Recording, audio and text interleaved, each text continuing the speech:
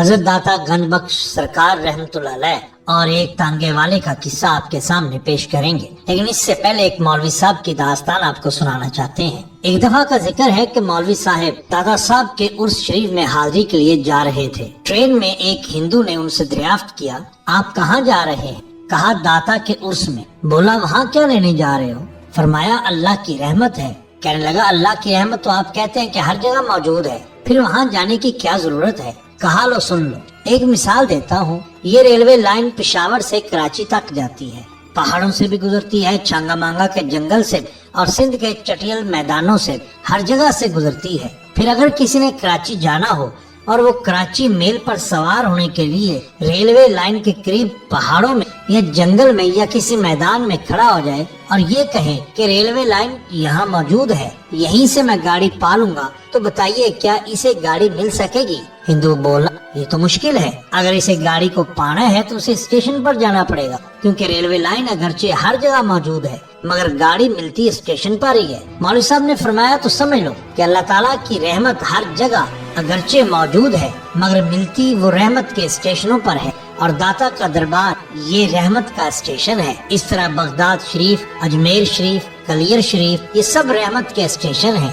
سب سے بڑی رحمت کا جنکشن اسٹیشن جہاں سے یہ رحمت کی لائنیں اڑتی ہیں مدینہ منورہ ہے، جس کے لیے خود اللہ تعالیٰ نے قرآن پاک میں فرمایا جاؤ کا، یعنی میری رحمت لینی ہے تو اس اسٹیشن پر آ جاؤ۔ محترم ناظرین کرام، عالم اہل سنت کی محمد موسیٰ امرتسری کی اہلیہ محترمہ بیان فرماتی ہیں، آج سے تقریباً 40 سال پہلے کی بات ہے۔ ان دنوں ہر جمعرات دربار داتا صاحب حاضری دینا میرا معمول تھا۔ ایک روز حسب معمول داتا صاحب گئی اور جب گھر واپسی کا ارادہ کیا اور اپنے برقعے کی جیب میں ہاتھ ڈالا تو میری جیب میں کوئی پیسہ نہ تھا، کسی نے جیب سے پیسے نکال لیے تھے۔ اب میں سخت حیران تھی کہ گھر کیسے جاؤں۔ اس پریشانی کے عالم میں چلتے چلتے دہلی گیٹ تک پہنچ گئی اور سراج ہوٹل کے نیچے کھڑے ہو کر سوچنے لگی کہ اب اگر یہاں سے شاد باغ کا تانگا مل بھی جائے تو کرایہ کہاں سے دوں گی؟ اس وقت جو تانگا آتا مرد حضرات دوڑ کر اس میں بیٹھ جاتے۔ شام گہری سے گہری ہوتی جا رہی تھی،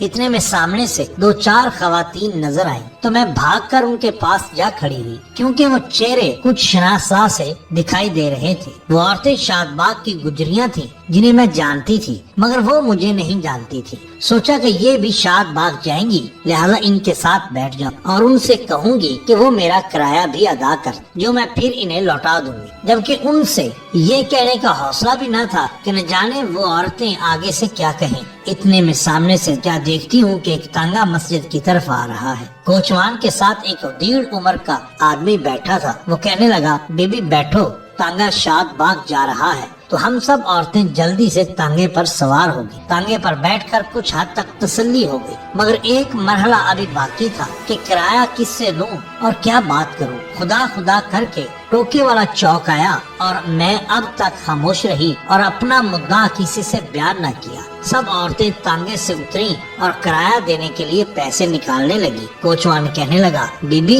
وہ آدمی جو کہ راستے میں اتر گیا تھا، یعنی وسن پور میں، اس نے تمام سواریوں کا کرایہ دے دیا تھا اور خصوصی طور پہ کہا تھا کہ وہ عورت جس کے پاس کرایہ نہیں اسے کہو کہ جو ہمارے در تک آنا چاہتے ہیں، جو ہم سے محبت کرتے ہیں، ہم ان کا خیال بھی رکھتے ہیں۔ اس لیے جاتے جاتے تانگے کی تمام سواریوں کا کرایہ وہ ادا کر گئے۔ احساس تشکر سے میری آنکھیں بھر آئیں۔ یہ سب بزرگان دین کی کرامات ہیں اور ان سے حسن عقیدت کا نتیجہ ہے۔ محترم ناظرین، یہ شان ہوتی ہے اولیاء اللہ کی۔